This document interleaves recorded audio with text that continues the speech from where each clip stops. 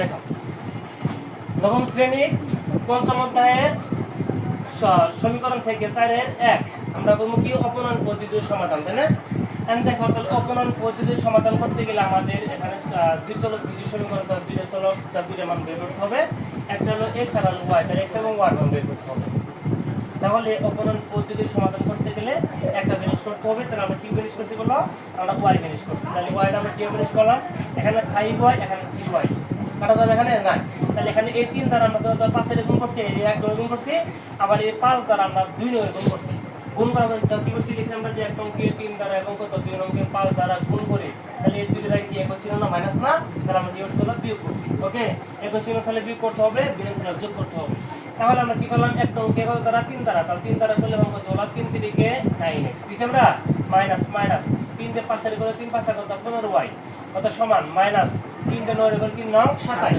আবার দেখো এই 2 অঙ্কে কত এই 5 দ্বারা গুণ করব, 5 দ্বারা করলে 5 5 25x মাইনাস 3 তে 5 এর করলে 3 5 15 y সমান দিলাম সমান এই 1 তে 5 এর করলে 5 1 5 এন্ড মাইনাস করতে গেলে চিহ্ন চেঞ্জ করতে হবে, নিচের টুকু চিহ্ন চেঞ্জ করতে হবে। তাহলে এখানে প্লাস ছিল মাইনাস হয়ে গেল, এখানে মাইনাস ছিল প্লাস হয়ে গেল, এখানে প্লাস ছিল মাইনাস হয়ে গেল। তাহলে এটা প্লাস 15y, এটা মাইনাস 15y কি কাটা কি থাকলো বলো? উপর 9x প্লাস নিচে লোক 25 এর মাইনাস, তাহলে 25 বড় বড় আগে মাইনাস মাইনাস দিলাম। 9 থেকে দেখো 25 থেকে 9 বাদ দিলে কত আমরা 16x, এখানে মাইনাস 27 আর মাইনাস 5 যোগ করলে মাইনাস 32। তাহলে এখানে মাইনাস নিচে না 2 মাইনাস বাদ, তাহলে কি থাকবে 16x = 32। এখানে 16 আছে কোন ভাগ করলাম, 16 তে ভাগ করলে কত আমরা 16 দোকানে কত 32। তাহলে x এর মান টাকা কত 2 তাইছে আমরা। এখন y মান আমার দরকার, তাহলে x এর মান কি আমরা 1 নম্বর বসাই অথবা 2 নম্বর বসাই, যেখানে আমরা সমান পাবা। তাহলে আমরা 1 নম্বর বসাই, তাহলে x এর মানটা 1 নম্বর বসাই। তাহলে 1 নম্বর সমীকরণ কি আছে বলো? x এর মান 1 নম্বর বসাই। 1 নম্বর সমীকরণ দেওয়া আছে 3x - 5y = -9, এই যে 1 নম্বর সমীকরণ অবিকল এই সমীকরণ আমি লিখছি এখানে। হ্যাঁ, তাহলে 3 গুণন x এর মানটা 2 মাইনাস কত 5y = -9, 3 দুগুণে 6 মাইনাস 5y = কত -9। এন্ড দেখো আমার কি চলো কি y দরকার না, তাহলে যে মানটা বের করতে সেই মানটা অবশ্যই বাম পাশে রাখবা, আর বাকি সকল ধ্রুবপদগুলো যে সেগুলো সব ডান পাশে দিয়ে দিবা। এন্ড দেখো তাহলে -5y রাখলাম, এখানে -9 থাকলো, এখানে +6, তাহলে এখানে -6 পাইছি আমরা।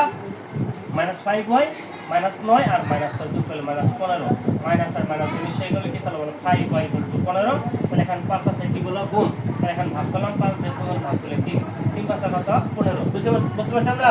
তাহলে এখানে x এর মান পেলাম কত আমরা 2, y এর মান পেলাম কত আমরা 3। ওকে, এন্ড দেখো নির্ণয় সমাধান পাবো কত, তাহলে x, y 2, 3। এখন দেখো যদি বলে যে শুদ্ধি পরীক্ষা দেখাও, এই অঙ্কের শুদ্ধি পরীক্ষা দেখা, শুদ্ধি মানে কি বলো? তার সত্যতা যাচাই। এই যে সমীকরণটা দেওয়া আছে, এই সমীকরণটা আমার কি ঠিক আছে কিনা তার কি বললাম আমরা সত্যতা যাচাই করব। যে আমরা এই সমীকরণ দুটো সমাধান করে x এর মান পেলাম 2, y এর মান পেলাম 3, এই মান দুটো ঠিক আছে কিনা তার সত্যতা যাচাই, সেটাই শুদ্ধি পরীক্ষা। কথা ক্লিয়ার? এন্ড শুদ্ধি পরীক্ষা দেখা আমি শুদ্ধি পরীক্ষা আমি দেখাই এইটুকু মিশে যাবো আমি। হ্যাঁ দেখো স্যার ফোন দিছে।